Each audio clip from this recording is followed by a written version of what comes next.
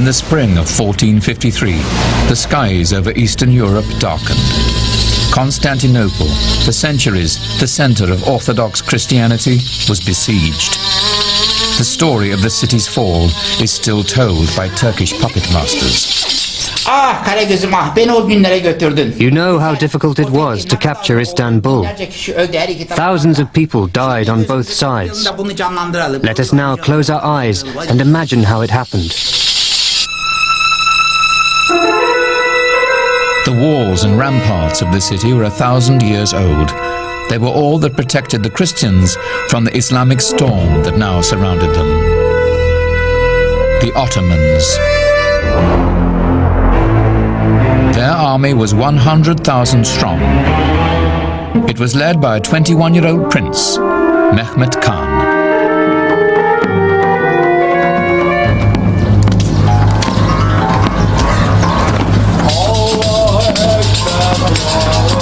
In the middle of the night, Mehmed launched the final assault on the ancient walls. The Christians were outnumbered 14-1, but they withstood the onslaught till dawn.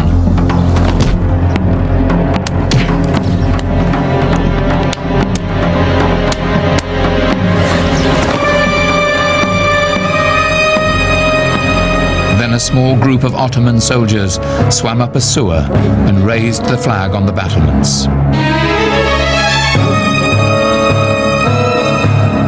Thinking all was lost, the Christians retreated and the besieging army flooded over the ramparts. The Byzantine emperor died in the fray.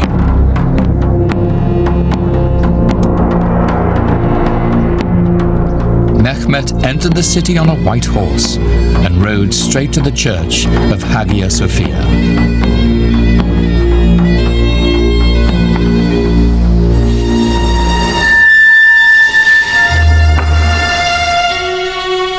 The Christians had taken refuge inside, looking to their God for protection. The Ottoman soldiers exacted a terrible revenge upon the city that wouldn't surrender. Priests were decapitated as they celebrated Mass. Women were butchered where they knelt. Young boys and girls were violated on the altars.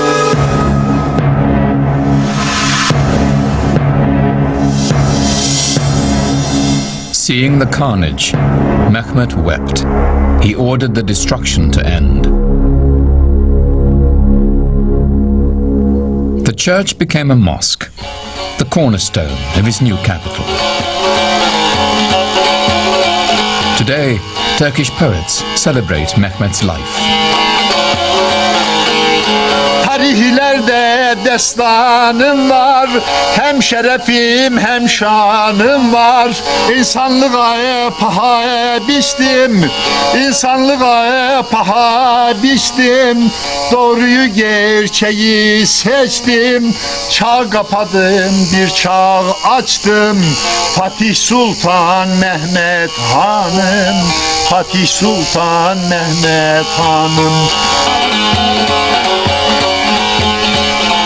Mehmed rebuilt the city on charity and tolerance. The empire of the world, I say, must be one.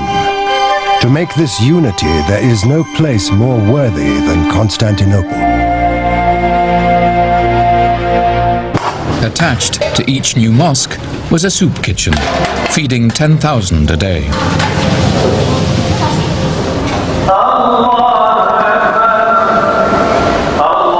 He encouraged people from all nations to live in his city.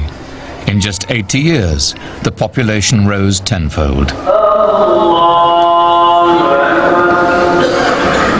Christians, Jews, and Muslims lived side by side.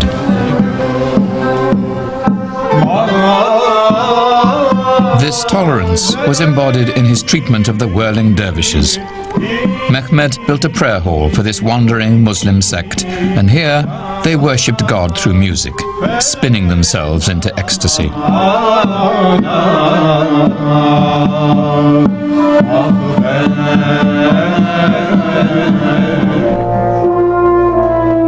At the center of the city, Mehmed built his palace. I give orders for the erection of a palace on the point of old Byzantium. It will leave nothing to be desired. A palace that should outshine all in looks, size, and gracefulness.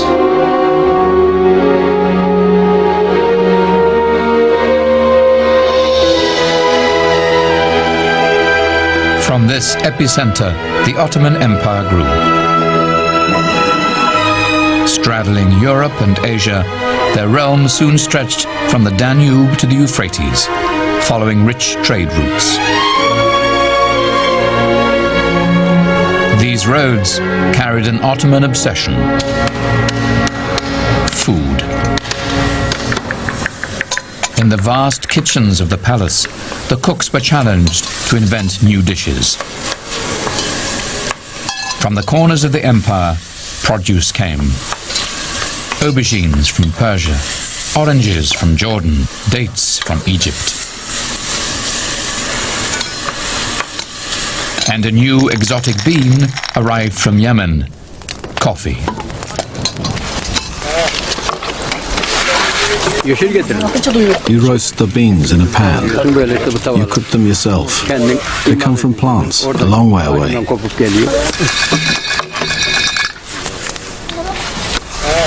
Denied alcohol by their religion, Muslim merchants valued coffee's stimulating properties on their journeys across the empire.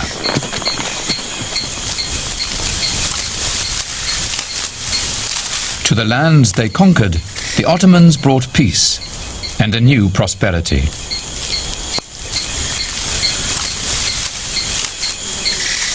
But amassing a huge land empire was not enough for Mehmed. He wanted to rule the sea.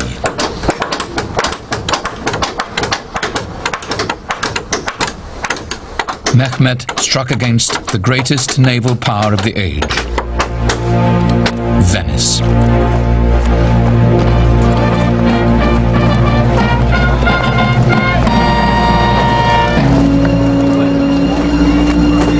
In a series of sea battles, his fleet pummeled the Venetians into submission. By the end of the century, the Ottomans had turned the eastern Mediterranean into an Islamic lake.